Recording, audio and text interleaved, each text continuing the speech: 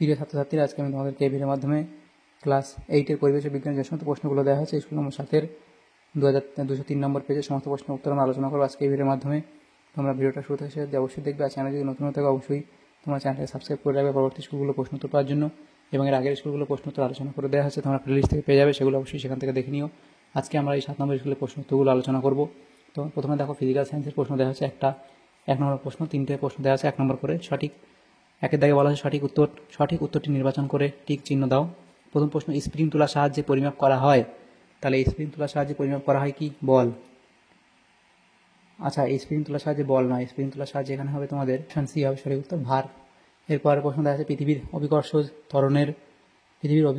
ত্বরণের মান হলো, সেটা হবে 9.8 metre per second square. Mercurous ক্লোরাইডের সংকেত হলো, তাহলে মার্কিউরাস ক্লোরাইডের সংকেত হলো HgCl2। এরপরে আছে যে কোনো 5টি প্রশ্ন উত্তর দেবো। একের দাগে বলা আছে উল দিয়ে কাঁচকে ঘর্ষণ করলে কাঁচে কী ধরনের আধান আহিত হয়। তাহলে কাঁচে কী আধান তৈরি হবে সেটা লিখবে কি? এটা হবে তোমাদের ধনাত্মক আধান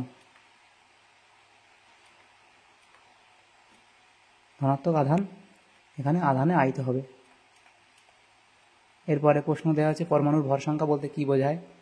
তাহলে পরমাণুর ভর সংখ্যা বলতে লিখবে কি? পরমাণুর ভর সংখ্যা বলে কোনো মৌলের নিউক্লিয়াসে উপস্থিত প্রোটন ও নিউট্রন সংখ্যা সমষ্টিকে ওই মৌলের ভর সংখ্যা বলে। অবধি লিখবে, উদাহরণ দিলে দিতে পারো। এরপরে প্রশ্ন আছে কি NO2 কি বর্ণের গ্যাস। NO2 কি বর্ণের গ্যাস? এটা হবে লালচে বাদামি। তাহলে লিখবে কি?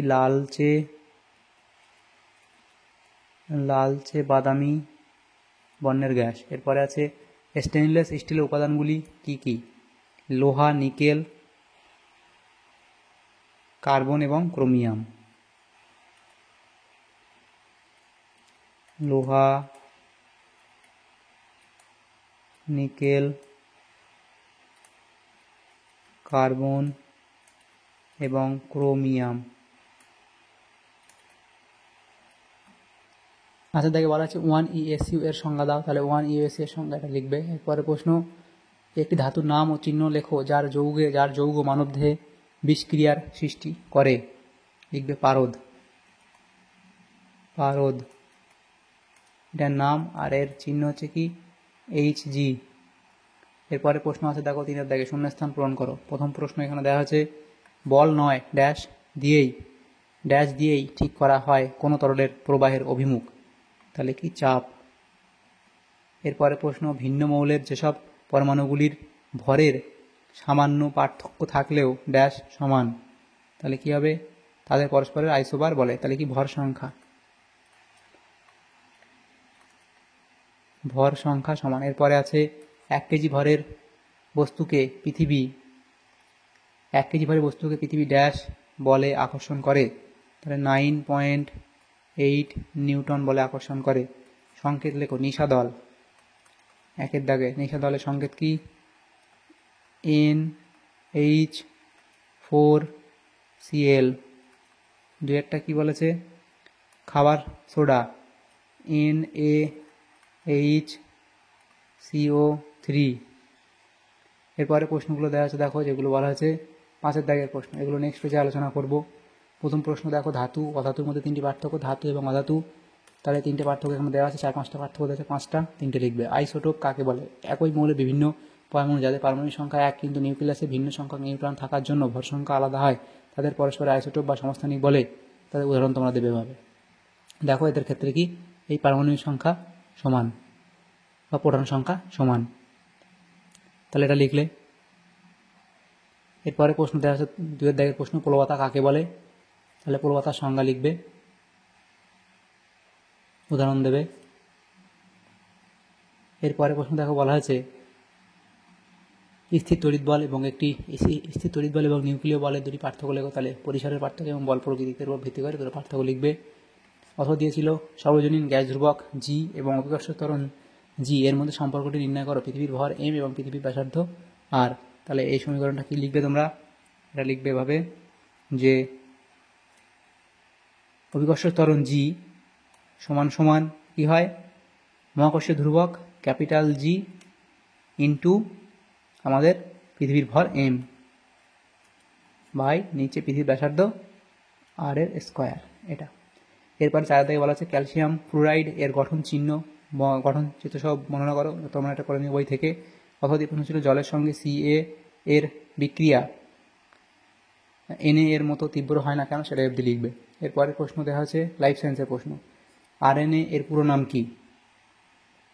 তাহলে RNA এর পুরো নাম কি সেটা লিখবে কি? রাইবো নিউক্লিক অ্যাসিড লিখবে, রাইবো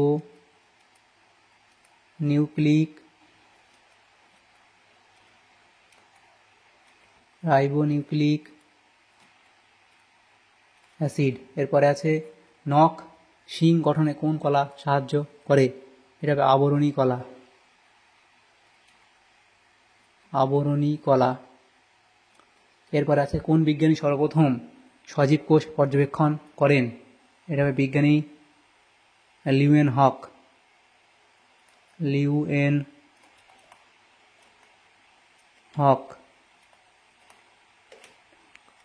এরপরে আছে কোন কলা প্রাণীদেহের অঙ্গ প্রত্যঙ্গের সঞ্চালন ঘটায়? এটা হবে পেশি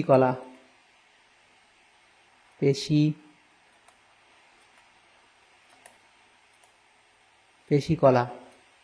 তারপর 2 দাগে বলা হয়েছে শূন্যস্থান পূরণ করো। প্রথম প্রশ্ন, দেহের বাইরের ও ভিতরের পরিবেশের মধ্যে সমন্বয় রক্ষা করে ড্যাশ কলা? এটা হবে কি? স্নায়ু কলা। এরপরে আছে দেখো, ড্যাশ থেকে গলগি বস্তুর সৃষ্টি হয়? লিখবে এন্ডোপ্লাজমীয় জালিকা থেকে। এন্ডোপ্লাজমীয়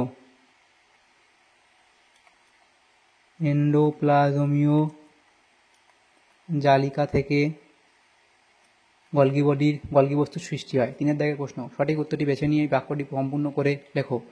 কোন কোষীয় অঙ্গাণু খাদ্য থেকে শক্তিকে মুক্ত করে? এটা হবে মাইটোকন্ড্রিয়া, অপশান এ। এরপরে দেহের বর্জ্যকে মূত্রের মাধ্যমে দেহ থেকে বের করে দিতে সাহায্য করে যে অঙ্গ, তা হলো? তাহলে এটা হবে বৃক্ক, অপশান বি। এরপরে 3 দাগের প্রশ্ন কি বলা হয়েছে? যে ফল ও ফুলের বর্ণ নিয়ন্ত্রণ করে, সেটা হবে কি? ক্রোমোপ্লাস্টিড। এরপরে 4 দাগের প্রশ্ন দেখা হচ্ছে, দেখো সংক্ষিপ্ত উত্তরদায়ী প্রশ্নগুলো নেক্সট পেজে আলোচনা করব। প্রথম প্রশ্ন, কোষ প্রাচীর ও কোষ পর্দা 4টি পার্থক্য। তাহলে এখানে 5টা পার্থক্য দেওয়া আছে। কোষ পর্দা এদিকে, এর কোষ প্রাচীরের পার্থক্য লিখবে। এরপরের প্রশ্ন 2 দাগে ছিল ভাজক কলা 4টি কাজ লেখো। তাহলে ভাজক কলা মাতৃকলা বৃদ্ধি, নতুন অঙ্গ সৃষ্টি, ক্ষতস্থান পূরণ, রক্ষণমূলক ভূমিকা, সংবহন কলা সৃষ্টি ইত্যাদি উপর ভিত্তি করে এইগুলো কাজগুলো লিখবে। তারপর নিউক্লিয়াসের একটি পরিষ্কার চিত্র অঙ্কন করে প্রদত্ত অংশগুলি চিহ্নিত করো। নিউক্লিয় জালিকা এবং নিউক্লিওলাস এগুলো বই থেকে তোমরা পেয়ে যাবে, সেখান থেকে করে নিও। তাহলে এখানে আমাদের যে প্রশ্নগুলো ছিল সমস্ত প্রশ্নের উত্তর আমরা আলোচনা করলাম আজকে। ক্লাস 8-এর যে প্রশ্নগুলো ছিল পরিবেশ ও বিজ্ঞানের মধ্যে, আমাদের এটা কত নম্বর স্কুল ছিল? 7 নম্বর স্কুলের সমস্ত প্রশ্নের উত্তর আমরা আলোচনা করলাম আজকে এই ভিডিওর মাধ্যমে। তোমাদের যদি সামান্যতম উপকার এসে থাকে ভিডিওটা, অবশ্যই একটা লাইক করবে আর বেশি বেশি করে বন্ধুদের সাথে শেয়ার করবে। আর পরবর্তী স্কুলগুলোর প্রশ্ন উত্তর পাওয়ার জন্য অবশ্যই তোমরা আমাদের চ্যানেলটাকে সাবস্ক্রাইব করে রাখবে। Thanks for watching.